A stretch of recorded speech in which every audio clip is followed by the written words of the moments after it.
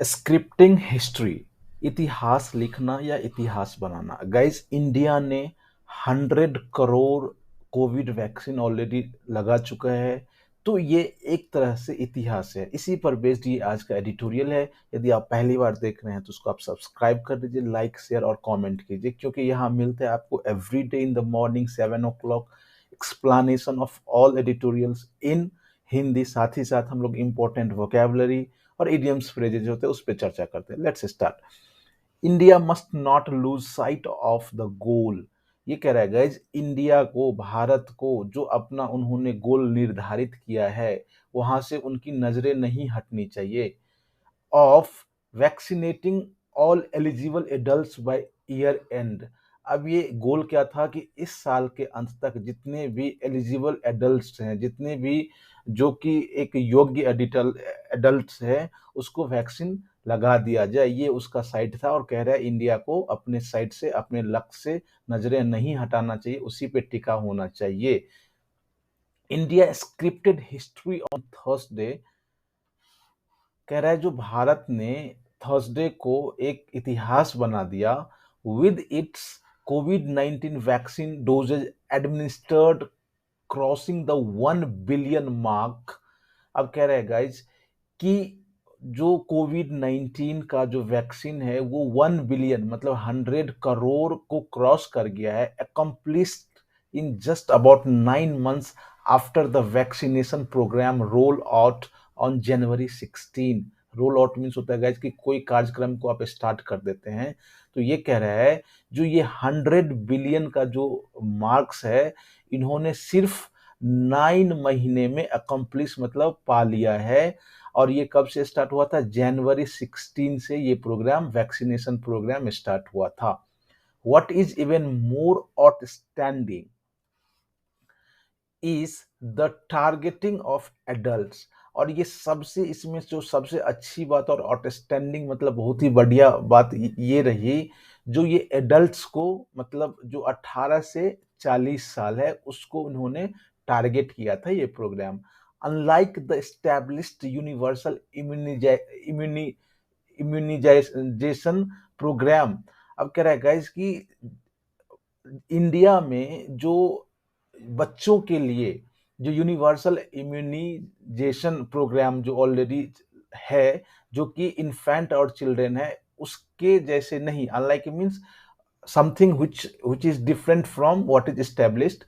India has never undertaken any massive universal adult vaccination program.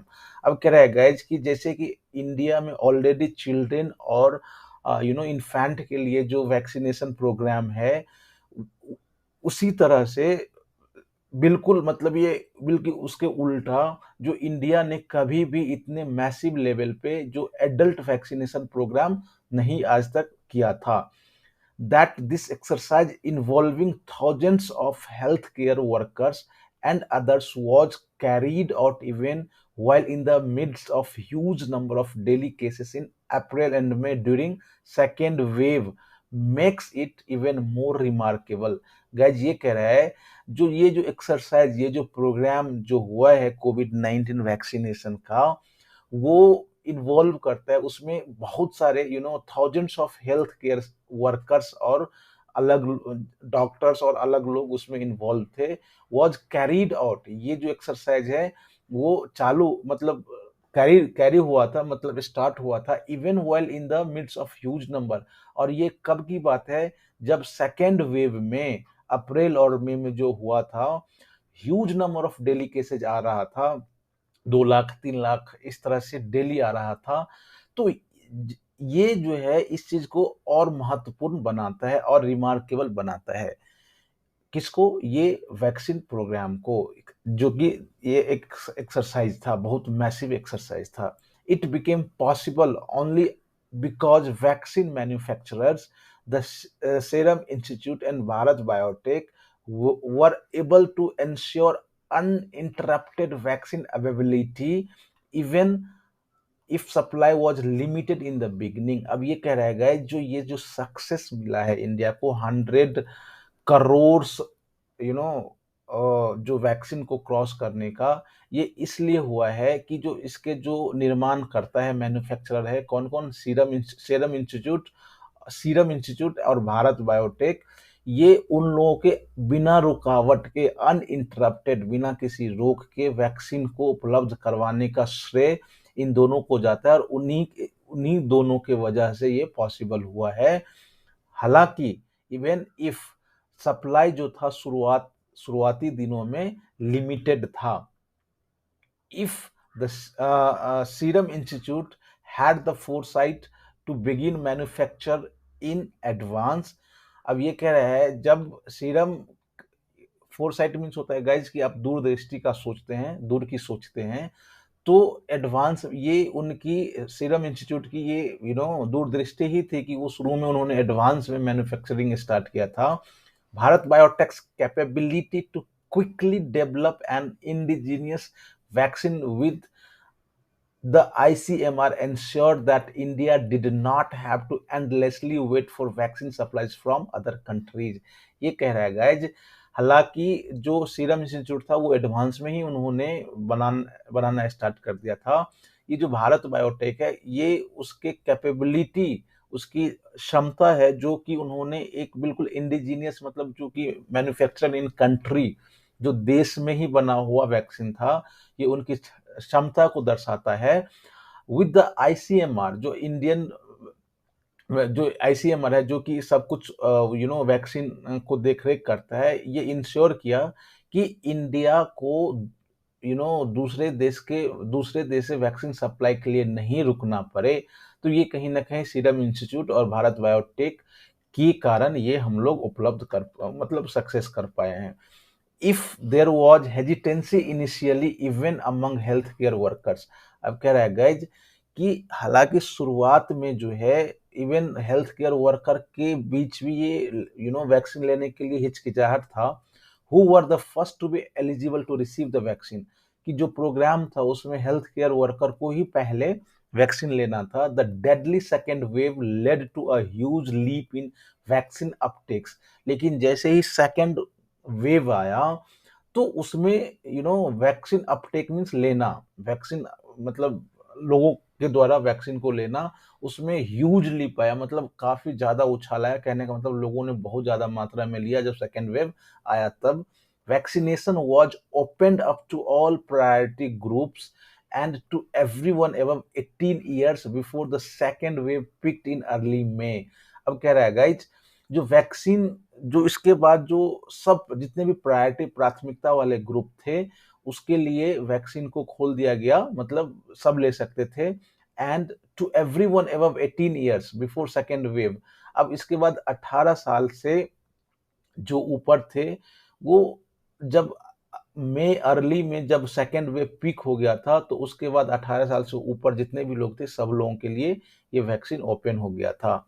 India could have probably reached this grand milestone earlier had time not been wasted in asking states to procure vaccines directly from the two manufacturers at the higher cost to vaccinate the 18 to 44 age groups. कह रहा है guys कि जो India जो है, ये जो grand milestone, ये जो जितनी बहुत बड़ी सफलता जो मिली है, उसको और पहले ही अचीव कर पाती, क्योंकि इंडिया ने, ये कह रहा है, जो had time not been wasted, यदि इसमें समय जाया नहीं करता, वेस्ट नहीं करता, किसमें, कि एक ऐसा आया था जो सेंट्रल गवर्नमेंट ने स्टेट गवर्नमेंट से ये कहा था कि आप जो टू मैन्युफैक्चरर्स है, जो कि सीरम और भारत बायोटेक है, उससे आप डायरेक्टली ले सकते हैं। तो इसमें कुछ इधर उधर बातें हो गई थी। तो कह रहा है यदि ये सब नहीं हुआ होता, तो भारत जो है, इंडिया जो है, ये माइलस्टोन पहले ही प्राप्त कर चुका होता। तो गाइज, फिर मैं आपसे रिक्वेस्ट करता हूँ कि यदि आप पहली बार देख रहे हैं तो आप जरूर सब्सक्राइब कर लीजिएगा, क्योंकि this is your YouTube family. यदि आप लाइक करते हैं तो वो उन लोगों तक जाता है जिसको जरूरत है। Let's start again.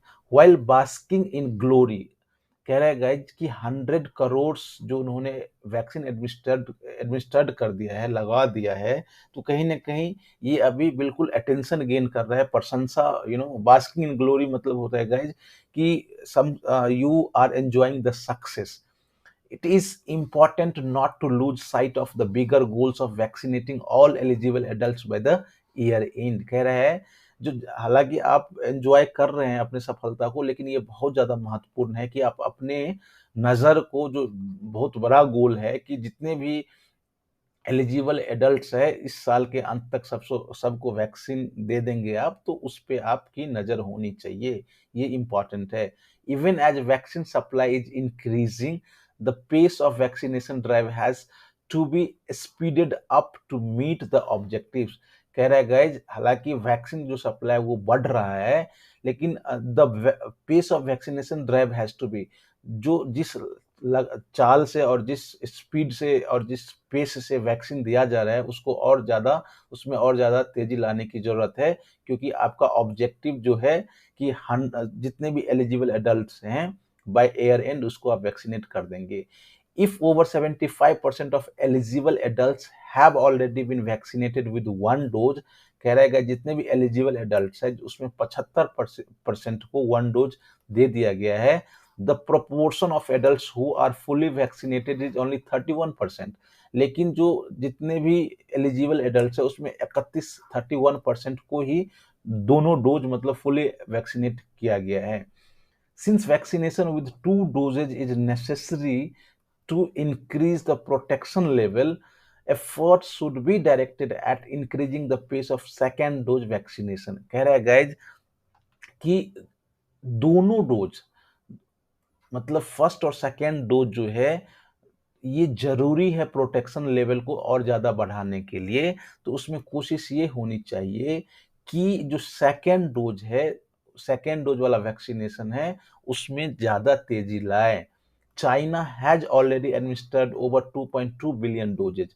कह रहा है जो चाइना जो है वो 2.2 मतलब 220 करोड़ लोगों को उन्होंने ऑलरेडी वैक्सीन दे दिया है, and fully vaccinated over 75% of eligible population even by mid September. और कह रहा है गाइज कि जितने भी उसके एलिजिबल पॉपुलेशन है उसमें 75% को ऑलरेडी फुल्ली वैक्सीनेट दोनों डोज दे दिया गया है.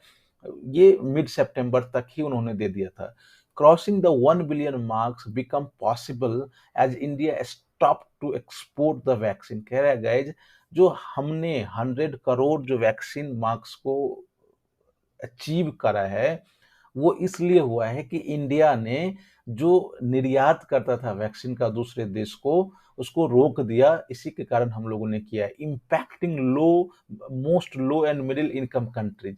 और जैसे ही आपको जैसे पता होगा कि इंडिया पूरे वर्ल्ड में सबसे ज्यादा वैक्सीन एक्सपोर्टर है, तो जैसे कि इंडिया ने रोक दिया उससे क्या हुआ, जो जितने भी नीचे और मिडिल इनकम कंट्रीज हैं, जितने भी छोटे छोटे कंट्रीज हैं उस पर बहुत ज्यादा प्रभाव पड़ा है.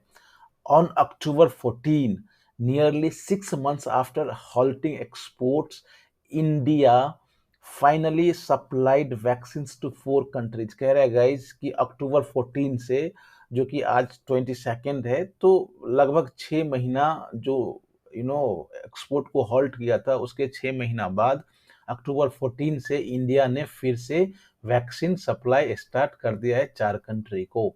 Further supplies will depend on production and demand. अब आगे जो है सप्लाई किस चीज पे डिपेंड करेगा कि आपका उत्पादन कितना है और आपका डिमांड कितना है. It is imperative that vaccine production is quickly ramped up to meet demand. कह रहा है गाइस कि इम्पेरेटिव मतलब बहुत ज्यादा जरूरी, ये बहुत ही इंपॉर्टेंट जरूरी है कि वैक्सीन प्रोडक्शन जो है रैम्प्ड अप मतलब उसको बढ़ाया जाए, तेजी से बढ़ाया जाए, जितने भी आपका डिमांड उसको मीट करने के लिए, डिमांड को पूरा करने के लिए. Any more delay in meeting international obligation will greatly hurt India's credibility as a reliable vaccine supplier to the global south. Guys, global south क्या है? जितने भी लैटिन अमेरिका है, लैटिन अमेरिका मीन्स ये जो यूएसए है उसके नीचे जितने भी कंट्रीज है वो लैटिन अमेरिका. जितने भी अफ्रीकन कंट्रीज है वो भी ग्लोबल साउथ में आता है। इसके बाद जितने भी वेस्ट एशियन कंट्रीज है, कहने का मतलब जो लो और मिडिल मिडिल इनकम कंट्रीज है, सब ग्लोबल साउथ में है। तो कहने का मतलब है, जो यदि इस इंटरनेशनल ऑब्लिगेशन में, जो कि आप India India as a India को माना जाता है जो सबसे ज्यादा वैक्सीन सप्लायर्स है, साथ ही साथ कुछ प्रोग्राम्स में इंडिया ने भाग लिया है, तो ये एक तरह से इंडिया के लिए इंटरनेशनल ऑब्लिगेशन है जो आपको इतना वैक्सीन देना है, राइट। तो इसमें यदि कोई डिले होता है तो ये इंडिया का जो क्रेडिबिलिटी है as a reliable vaccine supplier, एक विश्वसनीय वैक्सीन सप्लायर है, ये उनका क्या क्रेडिबिलिटी है, वो हर्ट होगा, उस पर धक्का लगेगा, नुकसान होगा। Vaccine supplier to global south, जाहिर सी बात है, यदि आप ग्लोबल जो इंटरनेशनल ऑब्लिगेशन है कि ग्लोबल साउथ को आप वैक्सीन सप्लाई करें, यदि आप उसमें देरी करते हैं तो ये आपकी क्रेडिबिलिटी पे धक्का लगेगी, राइट। तो गाइज, इस तरह से हम लोगों ने आज का एडिटोरियल देखा। आई होप यू आपको चीजें समझ गई होंगी, आपका कॉम्प्रिहेंशन बढ़ा होगा। तो कल हम लोग फिर अगले एडिटोरियल के साथ यू नो आते हैं। आप जरूर पहली बार देख रहे हैं तो सब्सक्राइब कर लीजिए, लाइक शेयर कमेंट कीजिए। Thanks for watching, take care.